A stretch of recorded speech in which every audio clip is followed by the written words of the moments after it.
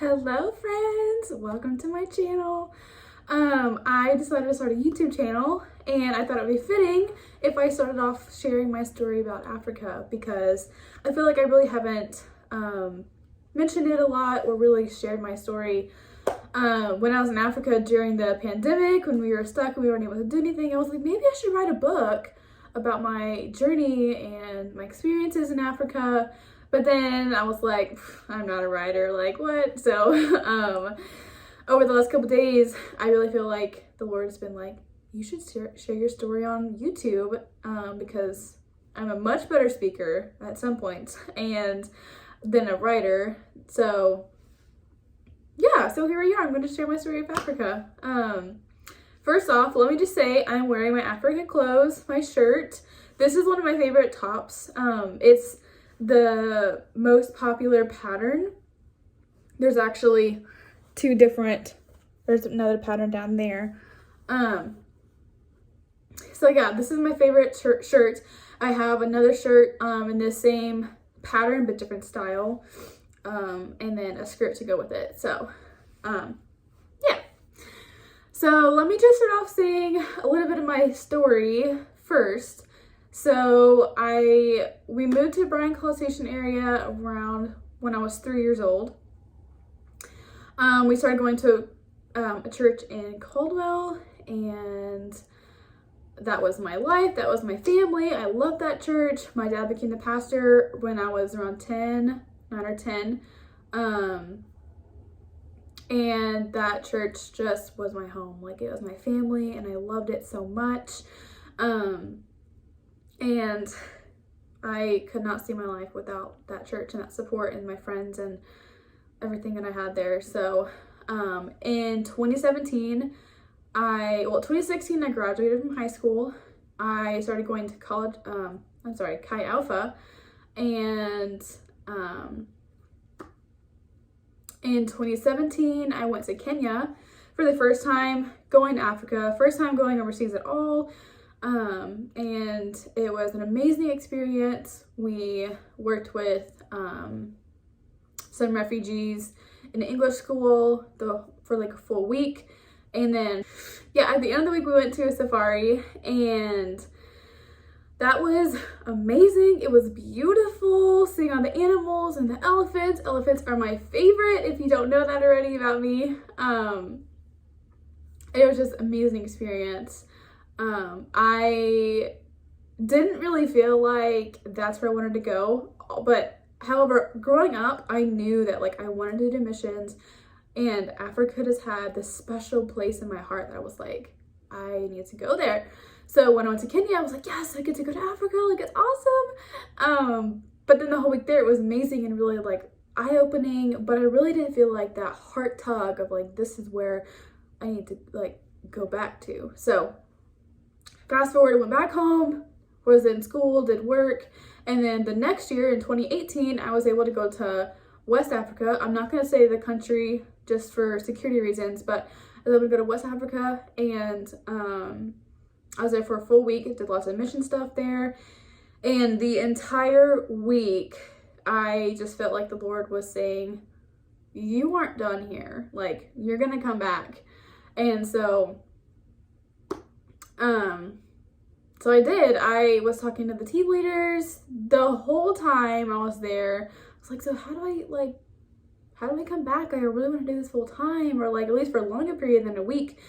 And so they told me where to go. They told me where to sign up or to apply, and then all the things I needed to do. However, I was still living at home with my parents because there was no reason for me to move out because I went to a community college here in my hometown. And so one of the requirements that they ask for is that you live outside of your parents' house for about like 6 months to a year, just to kind of get the feel of like living on your own and taking care of yourself. I was like, all right, cool, like I can do that. So as soon as I got home, I was talking to my parents. I was like, yeah, like I really want to go back for a longer period of time. They have a program you can go for 11 months. And I was like, I really feel like this is what I'm supposed to do. But there's a dilemma, like I need to find somewhere else to live. And so I was looking around and like nothing really felt right. And then I think my parents actually suggested that I live with one of the church members because she has an extra room. She's not married. And so after church one day, we sat down and talked to her. It was like, yeah, so I am wanting to move to Africa, but I'm needing a place to stay for 6 months to a year. Like, would you be available to let me stay in your guest room and I can help pay rent? And so she's like, okay, well, let me pray about it. And so I think it was that next week or 2 weeks later, she had gotten back with me. She's like, okay, you can do it. Like, you can move in. I was like, thank you, Jesus. So I moved in for about a year.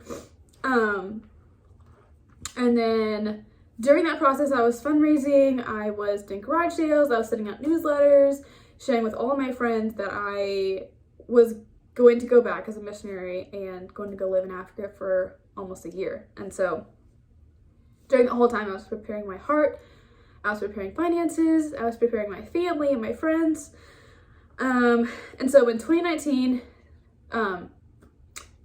summer of 2019, I moved out. I moved across the country, moved to Africa. It was the hardest experience ever. Humbling, hardest, tear-jerking. I was bawling. I'm not even kidding you. I was bawling all the way in security. I think it was Austin. I flew out from Austin, and so I was literally bawling my eyes out. And yeah, it was a hard time, but I did it. I knew that this is what the Lord was calling me to do, and so I left. I obeyed Jesus, and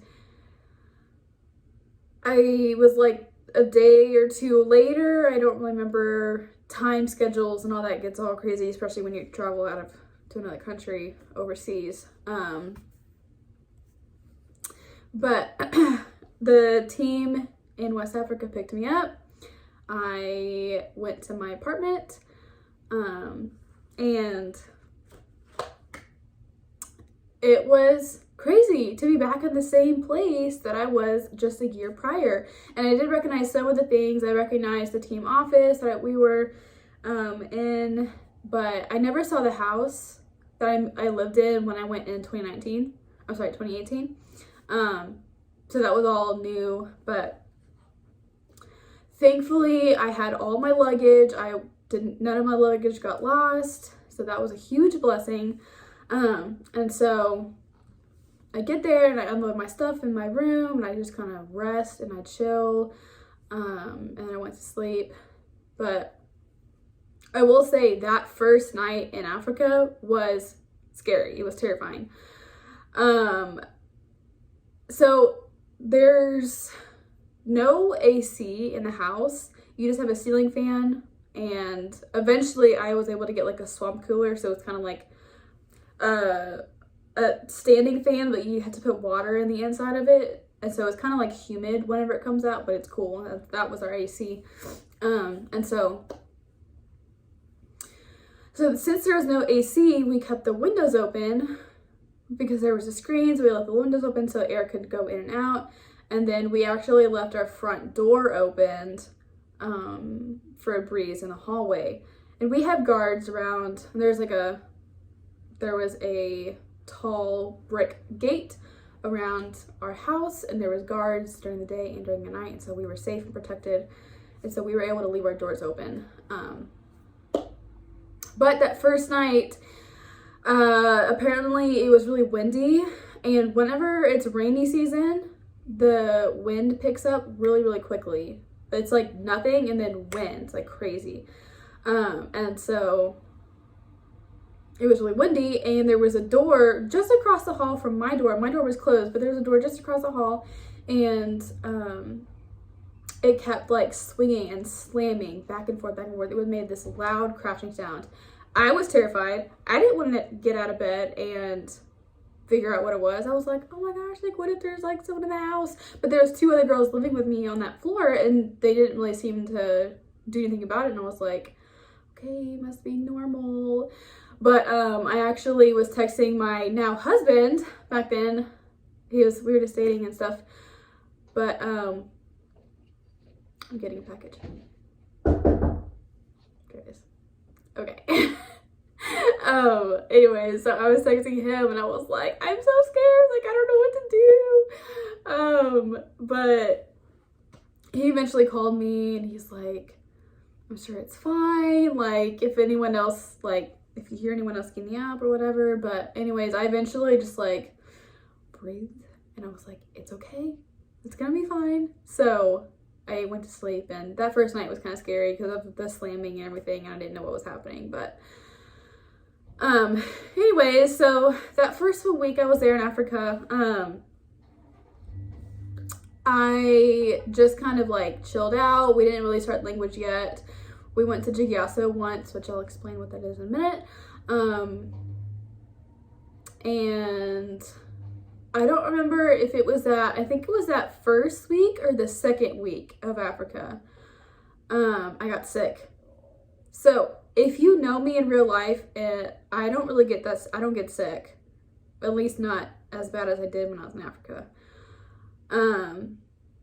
It was not great. I ended up going to the hospital. Thankfully there was like an Americanized hospital there that we trust, and it's clean and it's safe. And so I went there and they said I had tonsillitis, and I was like, well, great, I've only been here for like a week and a half or however long it was, and I'm already sick and I'm already in the hospital. Like, that's great, right? So I got put on medication, I got some IVs, I got, poked and prodded for so long. That experience was not great because they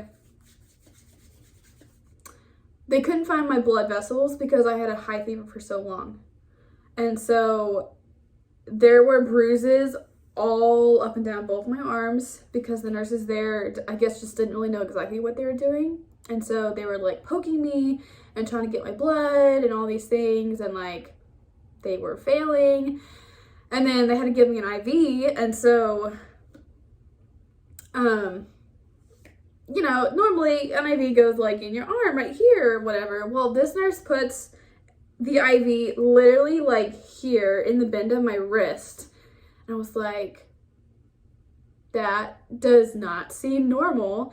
And I also worked in a simulation center for the nursing students for Texas A&M for a couple years. And so I kind of knew like, what's what and what's it's supposed to look like or whatever. And when she put it in there, I was like, that does not seem normal. Like, it doesn't seem right.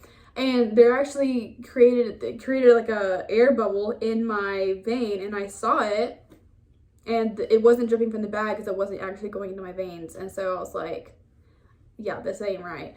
And so thankfully one of my roommates who have lived there for several years was able to like speak to the doctors and say like, this isn't right. So finally the actual doctor came in, took it out, and then put it in immediately where it was supposed to be on my arm. It was actually like mid-arm. And so after I got all that done, and I was able to go home and sleep and rest up, then I was able to start language. So my first week, 2 weeks there, I was already in the hospital. I was like, this is a great time, and I gotta be here for 10 more months or 11 more months, whatever it was. So that was a great start off on my journey in Africa. So if you know me, it's hilarious because I don't get sick in America, and I didn't really eat anything that odd my first week or so there, and I was like, how am I already sick? But here we are, we're alive. So okay, language. So we started language. They call it intensive language, which it was intense. I'm pretty sure it was like the first full month I was there during language. We went to class 3 days a week. I want to say for 2 to 3 hours, maybe. We didn't speak at all the first month. No speaking. So the teacher, we called him Kata, which is teacher in Bambara. We were learning Bambara. Now that is like oriented in that specific area where I was living, but it's a French oriented country. So a lot of people speak French. If they're educated, they speak French and Bambara. But if they're not that educated, they only speak Bambara. So we were learning Bambara because that was the people group that we were trying to reach while I was there. And so some of the words I didn't have in Bambara, we just said it in French. And so I did learn a few French words. But so how language worked was the teacher would say a word and there would be like objects and toys on the table. So there would be pictures of something, there would be actual toys like dolls, actual like kitchen utensils, plates, bowls. There would be like a girl, boy, kid, grandpa, grandma, doll, and like a house and furniture and like all these actual like kid toys. And he would start off with a specific category and he would say, he would say the word and point to it. Say the word and point to it. Say the word and point to it. And it would be repetitive. He would just say it the whole time. And then he would move to another one and say that one over and over and over again. And then he would ask us together, me and another guy who showed up at the same time. His name's Aubrey. We became best friends. He was actually at my wedding. He's awesome. So we took language together, which was a huge blessing because he was able to pick it up much faster than I was. But he would ask us both, where is this? And so we would have to recognize that word and find the object on the table. And then once we did that well, he would say, okay, Aubrey, but he would say Cheba. So Cheba, that's Aubrey. My name in Africa was Salimata. So he would say, Cheba, where is this? And so, but he would say it in Bambara. We would have to figure it out. And then we would point to it, and then he would ask me, Salimata, where is this? And so I had to point to it. And then we did that over and over again until there was probably about like 20 to 30 objects on the table that we would have to search and find. And it was actually kind of fun some days, but other days I wanted to cry. And some days I did go home crying because it was just so hard and so intense. And I'm like, I don't understand it. I don't know what I'm doing. So it was really just humbling because you literally feel like you're a child and you don't know anything and you don't know how to speak or ask for anything. And so the first couple months were really rough because no one in that country really knew how to speak English. And so you really had to fight and figure out what you were saying and learn to be able to live and survive there when you weren't around like team members who already clearly like knew the language better. So yeah, it was great. So I eventually was able to start speaking in language. After the first month or so, we were able to start speaking it ourselves. And then after that phase was over, we were given like books without words, pages, and so we would have to describe what was on the page, what we saw. And then once we got done describing, we moved on to another phase where it was like, okay, now you get to tell the story in Africa, or in Bambara. And so that was fun for a little while, and then it was just like really repetitive.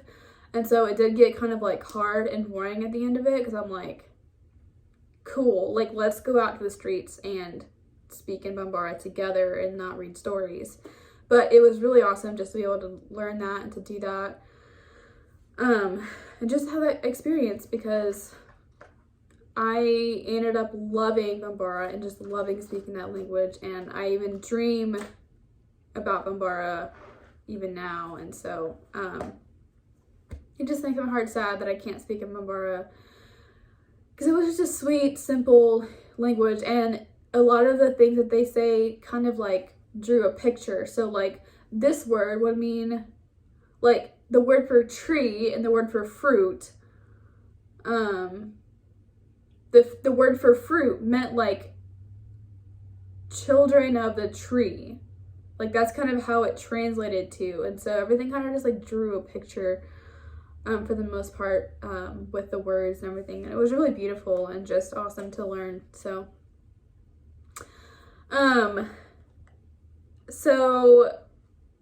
let's see. Let's start with Jiggy-Yasso. So Jiggy-Yasso, that means House of Hope. So we started this, well, not we, I wasn't there when it started, but whenever I was there, it had been running for 3 years. A lady on the team, she really felt a burden for a specific group of boys in the city. These boys, they're called Garaboos. I don't know the definition of Garaboos, but basically it's boys who have been sent from their homes, from their families to this school to learn the Quran, to, you know, learn about their culture and learn about their religion.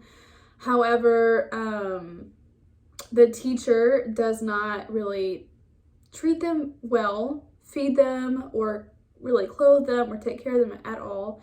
So these kids basically have to live on the streets. They have to beg for money, beg for food, and the money that they do get, they have to give it to the teacher. And the teacher uses it for himself and not really to support the kids. And so it's really sad because a lot of these kids are out on the streets for hours, and a lot of the people, especially maybe like the more wealthy Africans there, they kind of treat them like trash, and they treat them like they don't really exist or that they're not worth it. And so we really had a burden for these kids because these kids don't have families, they don't have mothers, they don't have fathers to protect them and to teach them how to live and to grow and to be men.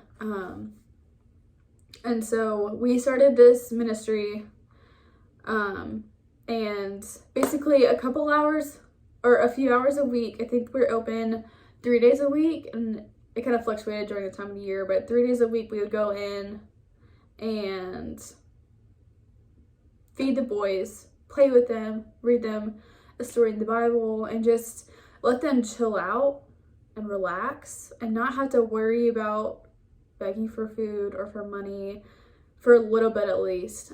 So they would come in around, and they knew, like, the team member had like went around and told them, okay, we're starting this new thing, like you should come between these times of the day, these times of the week, tell your friends. And so she kind of got the word out, and so they knew when to come and when not to come. And so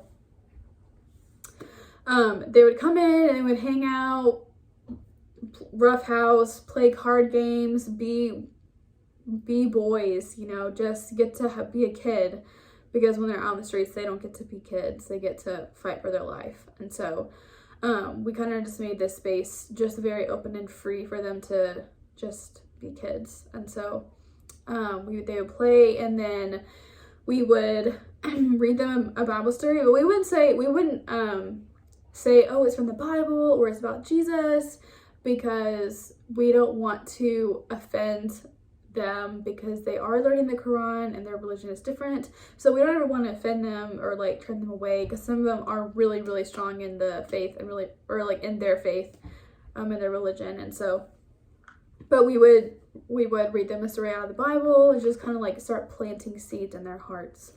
And then we would feed them a meal, and they would kind of trickle out after that. But these boys did not smell great. They, some of them came in with cuts and bruises and scrapes and burns, and just because they live on the streets and they didn't really have great shoes, and so a lot of their feet would just be really gross and blistered and cut. And for a while we had a nurse who came, she was a part of our team. She wasn't African, she was a part of our team, and she would tend to the wounds, tend to these injuries that the boys would come in with. And sometimes I did that as well whenever we saw the need. And so just being able to like love on these kids and be a mom and just, you know, let them be free and just safe in that zone. And so it was such a huge blessing. And the first time I went there was back in 2018 when I went with Kayafa for the week. And that place shook me. I was shook. I just could not believe the state that these kids are living in.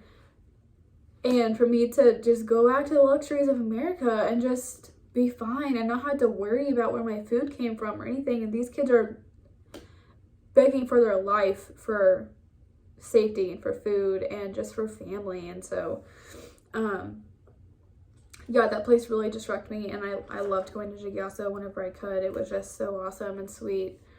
Just to minister to these kids, even though I couldn't really speak to them that much. But Aubrey Cheba, he was the jungle gym. Every kid wanted to hang on him and jump on him and sit in his lap, and some kids fell asleep in his lap, and it was just like, my heart cannot take it. It was just so sweet because they just are longing so much for just love. They need attention because they're boys from ages like, I think the youngest I heard was like 3 or 4 to, I don't know, 18. So like all the childhood years, and just, you know, it just was incredible just to see how strong they were and how they took care of each other. And so it was just really, really moving and really sweet just to, you know, be a part of their lives for a short period. So another ministry that we did when I was in Africa was, we call it conversation or cafe conversations, something like that. English cafe, yeah, cafe, sure. We called it different stuff, but basically this was an English school, and so we didn't really teach them English, but we helped lead English conversations. And so they would attend the actual English school for a semester or a few semesters until they were at a high, like at a certain level to be able to go into the conversation class. And so we helped lead that. We had 2 different teams go. We split up our team into 2, and so we rotated every other week to go since there was plenty of us to go. So I went every other week and I helped lead conversations. I helped teach and structure their sentences well, and just get to know them. And they wanted to know about me and my family in America and everything. And so it was really sweet just to be able to like speak to them in English, because that's my language, right? And so yeah, it was really sweet. I got to meet a lot of girls there, and a few of them came over to our house, a few of them came over to our office just to hang out and have a girls' time. And so it was just really sweet just to be able to like speak and not have to worry about what I'm saying in Bambara, because I can say it in English. So and sometimes they would help me learn Bambara as well, because Africans love it whenever you are really trying to learn the language, because it means that you actually care. And so they are really honored and proud that you want to learn. And so they are so kind, and they want to help you learn. Africans are just so sweet, and they will drop anything to help you, and they're just so kind. Like, you hear about Southern hospitality, but like where I went, it was just crazy how sweet they were, especially the women in my neighborhood. They were just, I love them and I miss them. But anyway, so cafe, we would talk about a certain topic and then kind of discuss it, and then we would talk about it within our own table. And so we did that, and then towards my last couple months of living in Africa, me and Aubrey actually just went by ourselves, and we would have this just long table, and we would just talk as a big group about certain topics. And so me and Aubrey would switch off leading a certain conversation every other week. And yeah, it was just really sweet just to be able to like talk to them and get to know them and just help them, because a lot of them have dreams about going to America or England or wherever to get a better job opportunity. And so it was really sweet just to learn and hear about their dreams and their visions and what they want to do and what they want to go to school for and everything. So was just really awesome. Another ministry that we did, we helped with a refugee camp. So this, we didn't really find out about this until a few months after I arrived in Africa. So we heard it from someone else that there was this camp where hundreds of families fled from the north to come here because there was war in the north, and it was mainly women and children living here because either their husbands died in the war or they stayed back to fight in the war. And so there was a few men there, but it was mainly just women and children who were here at this refugee camp. So imagine a huge wasteland just where all of the city's trash goes into. There's no trees, there's no water, there's no there's no shade. Stinky, nasty trash. This is where they lived. So you drove up and there's just you drive up and you look to the left and it's just empty, like there's nothing out there but like trash and junk and grossness, nasty. And then you look to the right and there's all of these like built up homes. These homes consisted of sticks and tarps. That was their house. This is what they built up to live in because they didn't have anywhere else to go. They didn't have any money. And so we went there and we just observed and we figured out what was happening, what it looked like, what the need was. The need was food. They didn't have any resources to get good food or good nourishment. The need was more supplies for homes because they just didn't really have that many great things. I saw that they had like cinder blocks, and so they laid out cinder blocks about the size of a bed, and they had like a little thin straw mat, and that was their bed. Excuse me, that was their bed. And so it was really hard, especially seeing kids in this area. And we came home and our feet were black because we wore sandals because it was too hot to wear sneakers. Our hands and our arms were black because the kids would touch you. Whenever people saw white people, it's like, oh my gosh, you're like awesome and you're cool and I want to touch your skin. And it was really cool for kids to just want to touch your arms and play with your hair because you're just so different, and they didn't really see that often. And so whenever we went to the refugee camp, like I said, we just came home dirty and gross because the kids were all over you, and it was just so sweet, and I wouldn't change it for the world because they just left their home and now they're living in this trash dump and they don't really have anything at all. And so yeah, we saw the need, we saw what needed to be done. We contacted some people we knew in the local church where we were, and then we contacted people back here in the States, like I contacted my church, and just to help fundraise and support to get food, to get supplies for the homes and for the people and the families. And so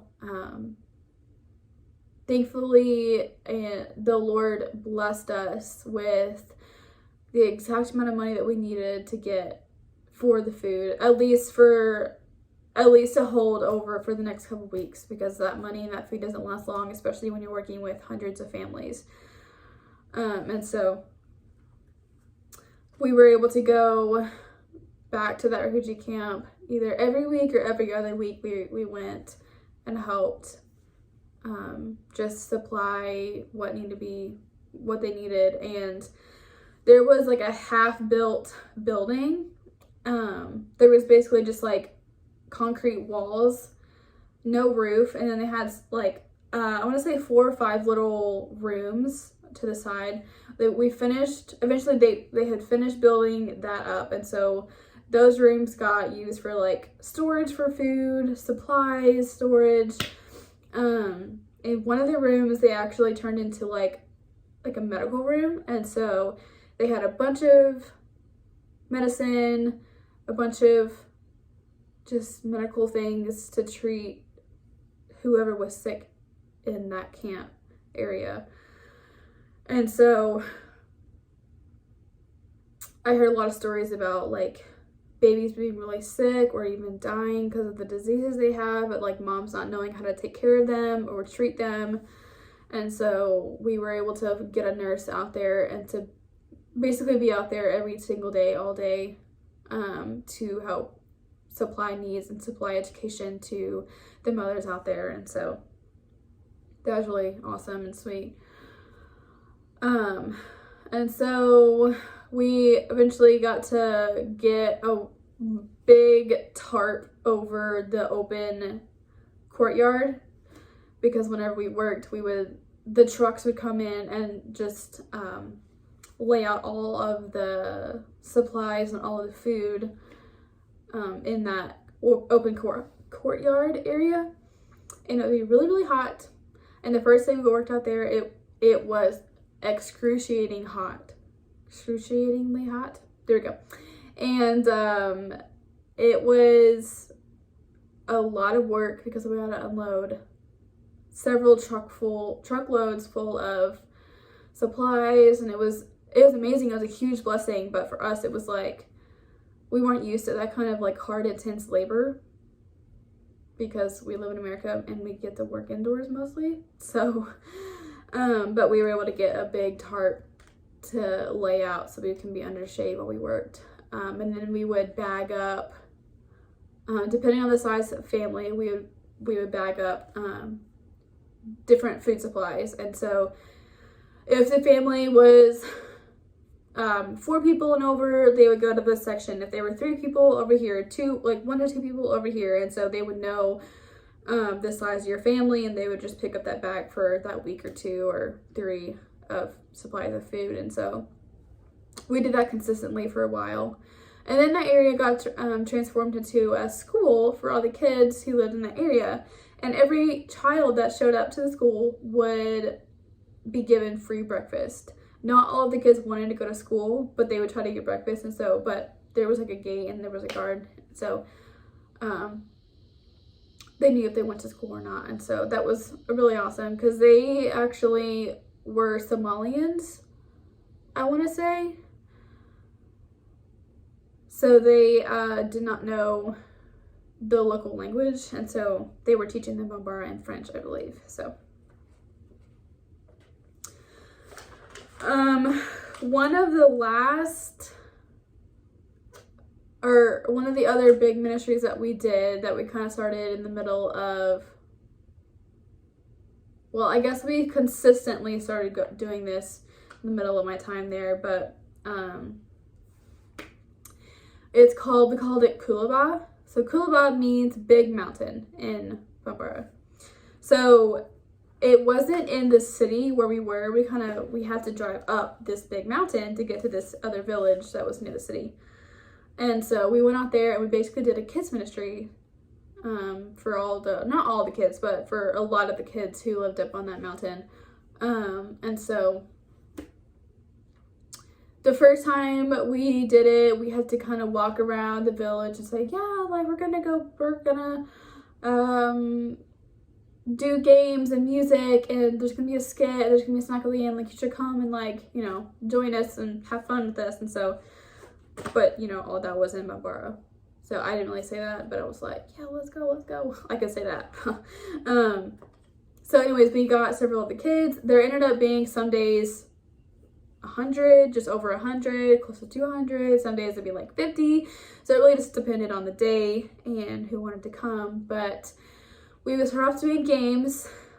And for a little while, we would then do a skit. Like the team would do a skit Usually it would have like some theme of the Bible, like a little short message about the skit and saying what it was about, and just kind of going over that so they kind of understand it better.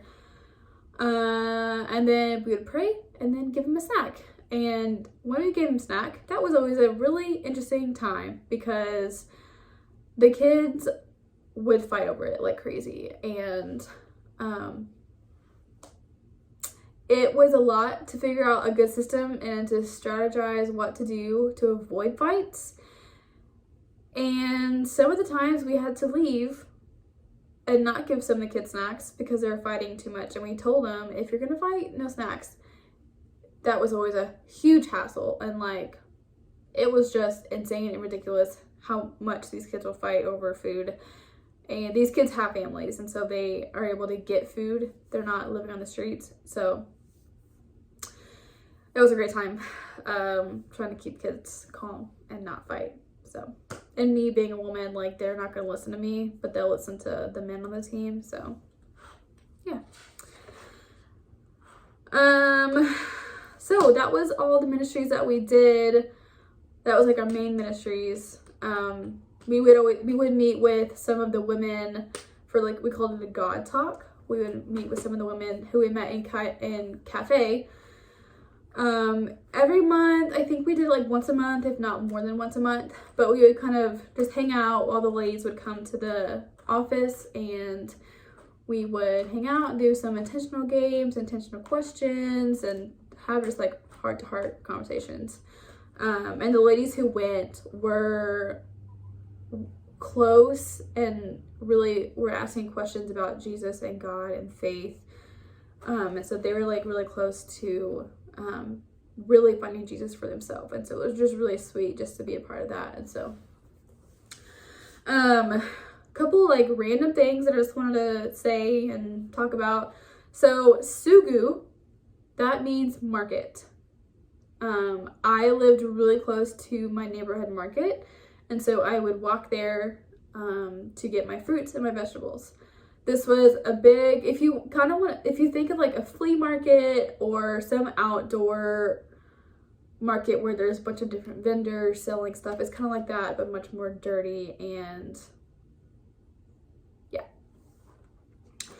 So you really had to make sure you washed all your fruits and veggies then, because there was flies everywhere and it was hot. So, and then Sugu Ba, so that's the big market. So that was on the other side of town from where we lived, and that was an insane, crazy place. So that's kind of like a big, massive outdoor mall. So that's where I got a lot of my fabrics, a lot of my artisanal stuff, my souvenirs.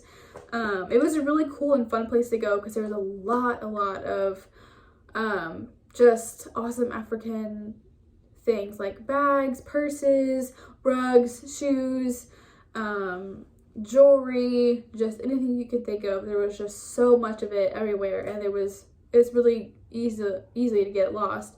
I actually brought back a couple paintings from there, and so it was one of my favorite places to go, but also one of my worst favorite places to go because it was insane. There was a lot of people. I got harassed a few times. So the guy who was one of our friends who we went to a lot, where I got my paintings from and some of my fabric, I was sitting down in his shop because he's like, yeah, like, easy, like, sit down, like, you sit, I'll show you all the things. And so they love doing that. They love just having you sit, and they'll like show you all of the stuff they have. And it's a really small shop. It's not that big at all. And so he actually one day leaned in to try to kiss me, and I was like, okay, bye. I was like, okay, no. So yeah, it was a great time. Being a white girl in Africa, you're gonna get proposed to. I'm pretty sure that happened to me around like 20 times. I would either say, no, I'm already married, and say like, yeah, my husband is back home. Or if Aubrey was with me, he was either my brother or he was my husband. It was much more safe to have a male with you whenever you went out, especially at the Sugiba. Because you can just say like, oh yeah, that's my husband or that's my brother, and they're not going to mess with you. So, however, the African men there can have up to 3 wives. So,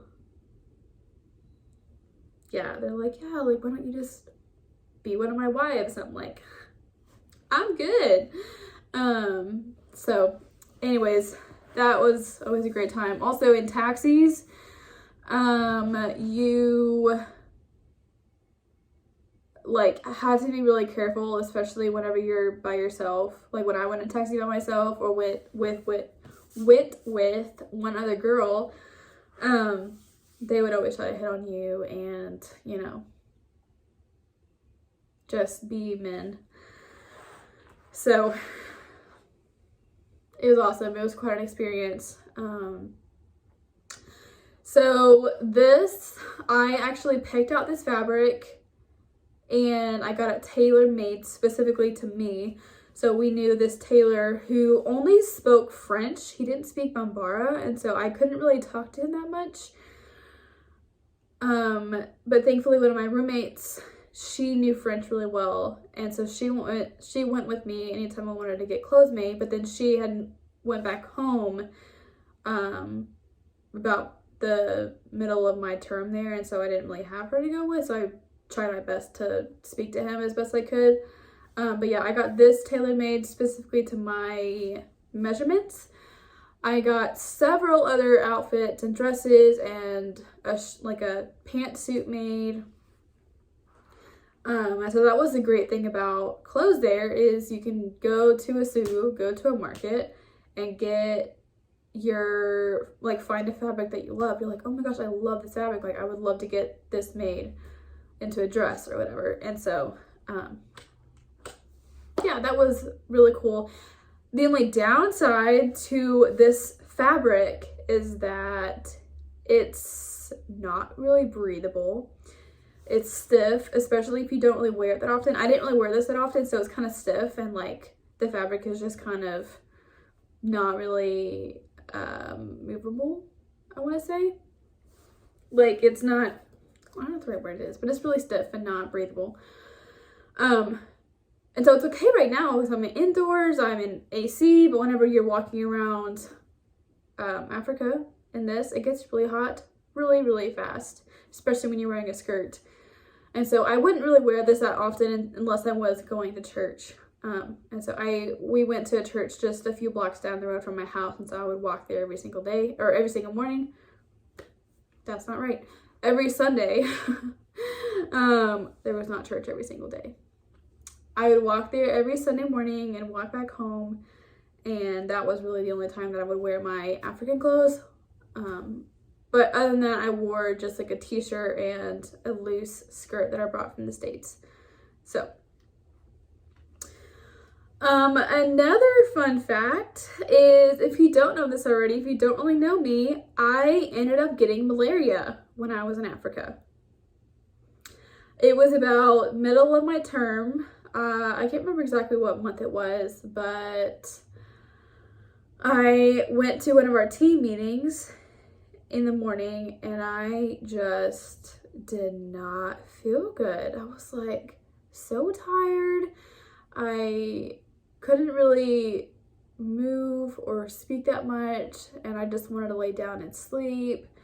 And my team leader was like, and he's a doctor, and so he kind of knows like what's up. He's like, are you okay? I was like, I don't know, like I just don't feel good. And so it kind of like got worse as the meeting went on, and so he took me to this little clinic that did a fast test for malaria. So they, how did they do that? I think they pricked my blood, pricked my skin to get my blood to test it. And my team leader went back a few hours later and it came back negative. And we don't know if it was because they just did the test too fast and it didn't really give time for results, or like the actual results, but it came back negative, and so my team leader came back and he was like, yeah, so it's negative, like, I don't know, like, you know, what's wrong with you, but here, take these meds, get sleep, let me know if you feel better or not. And so I think it was a day or two later, I still felt really, really, really bad, and to the point where I couldn't really get up and walk. It was really hard for me to even go to the bathroom. I didn't eat. I just laid in bed in my dark room trying to live. And so I was texting my team leader, and I was texting my family back home, and I was like, this is what's happening, and I don't know why. And they're like, you need to go to the hospital. And so my team leader was like, okay, well, if you want to go to the hospital, like, I can take you. And so he took me, and they got tests done there, and they're like, or it was my team leader, it was my roommate downstairs. She took me because she was able to drive one of the team trucks. And so she took me, and she's like, and they're like, yeah, you've got malaria. And I was like, great, good. I'm living in Africa for probably 6 months now, and I have malaria, the disease that people die from. But I was like, this is awesome. So I texted my family. I was like, so I have malaria, but I'm in the hospital now getting IVs and medications. They hooked me up to this IV bag I was there for maybe like an hour or two, because it was like a slow process because I was really dehydrated. I didn't really have that much fluids and all this stuff. So anyways, I felt literally so bad. And, you know, not to like diss COVID or that, but I'm like, pretty sure malaria was like way worse than COVID is. And yeah, so, so after I got medications, after I got the IV bags and everything, they were like, okay, you're good to go. So I went back home, and I just rested for a week. And I was texting my family. My dad actually announced it to his church and was like, just be praying, like, we're gonna pray. And so I know that people were praying back home. And I got better so fast. Like, it was a really quick recovery. And I know that it's because Jesus healed me from malaria, and like faster than I thought, because usually it takes a while for people to get, you know, over this kind of sickness. But I know from the bottom of my heart that it was because of the prayers back home from my family, from my friends, that I was able to, Jesus healed me like quickly. And so, yeah, I'm just so thankful for that, and so just blessed, and will never forget that. So that happened. Yeah. Everyone's always surprised whenever I tell them, like, oh yeah, like, I lived in Africa for 10 months and I ended up getting malaria. They're like, what? You had malaria and you're still here? I'm like, yeah, man, Jesus healed me. So God is awesome. Also, I was able to go to Egypt for a week. Every person who comes in for about 11 months gets to go on an exploratory trip. And so they can choose where they want to go. They just have to go somewhere where there's another team like ours planted. And so I chose Egypt. Not really sure why. Some other people from in the past were able to go there. And so I was like, oh yeah, sure, like, let's go to Egypt. I went there for a week. It was cool. I was able to ride a camel for over an hour. I rode a camel around, like, literally around the pyramids. I went inside one of the pyramids. I saw the Sphinx. It was amazing and such a huge experience. And I'm like, what the heck did I even do that? And it actually happened. And so it was really incredible and awesome. So I was able to meet the team, kind of see what they do. There was some new people on their team, so they were kind of going through their orientation during the week I was there. And so I was able to travel the city Cairo with them for a while. It was the first time I had McDonald's in so long, and I don't really eat McDonald's here, but I was like, oh my gosh, it's American food, it's McDonald's. And so I was like, I'm getting McDonald's. So I got McDonald's and I got Starbucks when I was there, because they're more of a city than where I was in West Africa. So that was just kind of relaxing and just more Americanized. So that was really fun. However, okay, so let's backtrack. I went to the hospital my first or second week in Africa.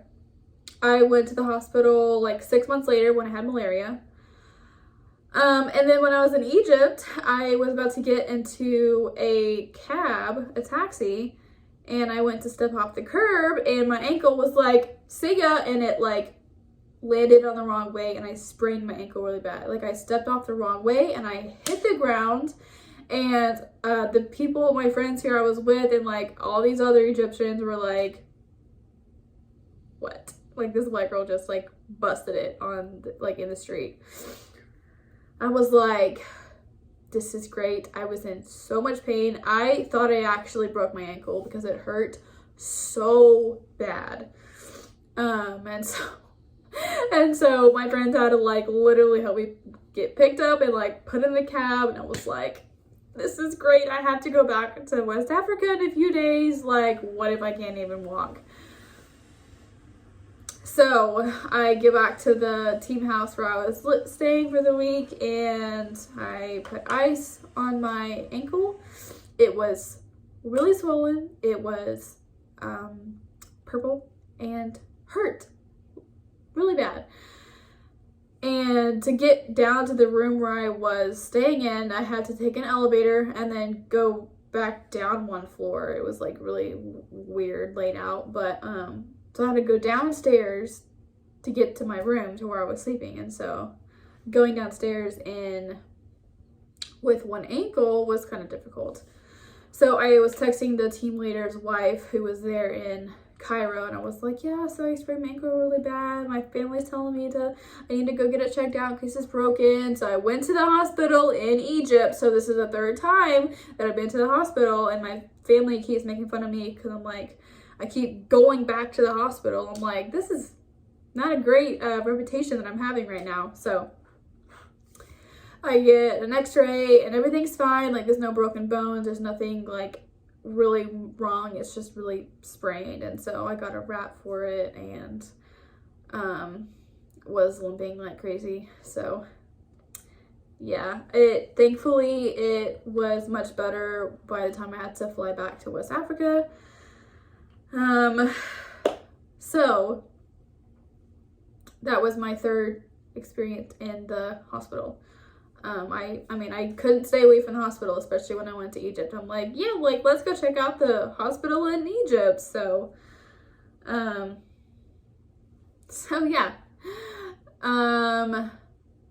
I also spent about 3 days in the village of West Africa. So it was about a 4 to 5 hour drive in the bush. And we just spent 3 days there, relaxing by the river, just hanging out, having a good time. We didn't really do anything ministry-wise out there. And so that was just a really relaxing 3 days. And during that time, we were in the village. I was able to actually ride in a little tin boat with 2 guys on my team, and then one of the Africans who actually lived out there on the in the village. So we were, just going and was having a great time, and we weren't that far away from the shore, and where the house that we were living in looked over the river, and so they could see us down there.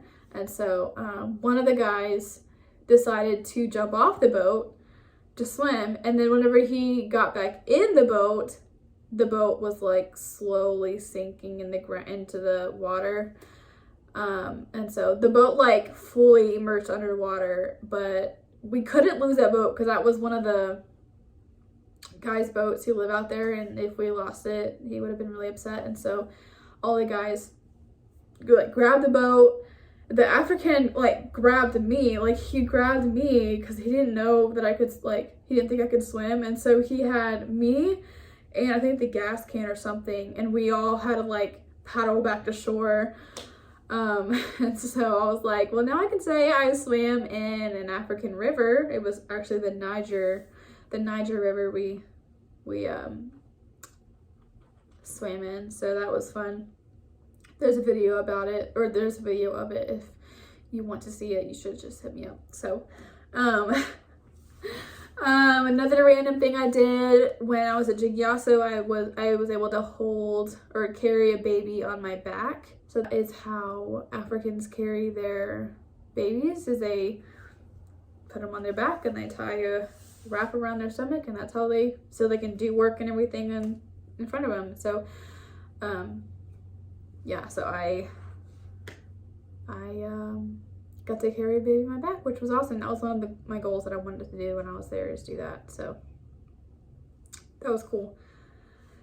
And then on my way back home from Africa, it was mid-pandemic. My original flight, I was supposed to leave in June. Well, it got pushed back till July. And at this point, it was April, I think.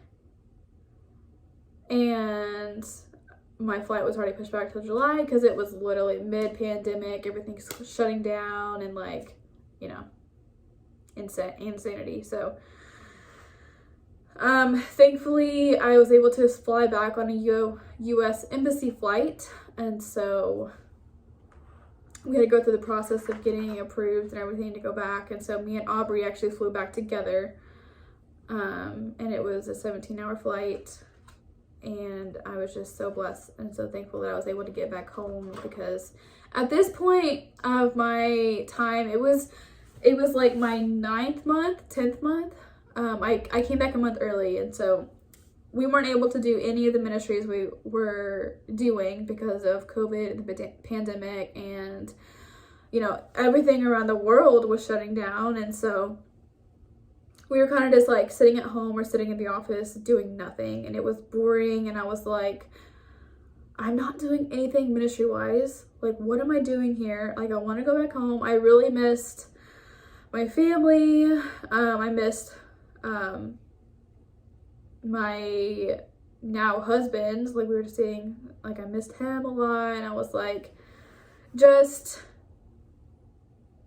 you know, I was in tears because I was just really missing home at that point, because I wasn't able to do any of the things that we were doing originally because of COVID and stuff. But when the opportunity came about to take an embassy flight, I was like, should I do it? Should I not do it? Like, I wanted to go back home, but I was like, I don't know, like, is that wrong? Is that, like, am I going, like, at the wrong time? So I was praying about it a lot. I was talking to my now husband about it, and then I was talking to my family about it. I was like, should I do it? And everyone's like, yeah, you should do it. And my team there was encouraging me. They're like, if you want to go home, then you can do it. Like, you're only here for another month, and then, you know, you're gonna leave anyways. So I took the flight back home, and it was just such a good time because, you know, because of COVID, no one knew what was happening. No one knew what was gonna happen. And so, yeah, it was a good time. And so my family picked me, or my parents picked me back up from the airport in Austin, and that was my journey in Africa. My first meal that I wanted back home was Chick-fil-A, and so immediately after we left the airport, we went straight to Chick-fil-A. It was like, yes, I missed my holy chicken. So that is my story about Africa. I did not give all the little details because there's so many, but this is just kind of an overview of the ministries that I was a part of, and I hope this inspired you. I don't feel like my time in Africa is done. However, I do feel like my time for doing it long term is over for right now. I'll say that for right now, but I would really love to go back for like a week or even lead mission trips there. So yeah, if you want to know more about it, just let me know. Maybe I can do like a question, like a Q&A in my next video about it. So leave any comments or questions in the comments. You know, I hope this inspired you, and I just pray that you will be blessed by this video and about my story, and look forward to more videos to come. So love y'all.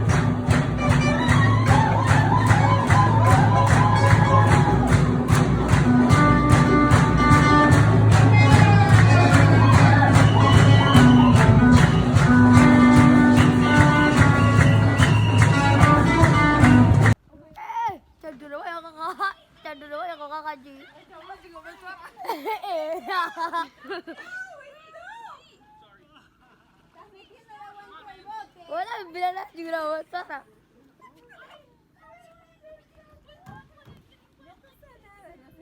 Nah, dia nggak tahu cara.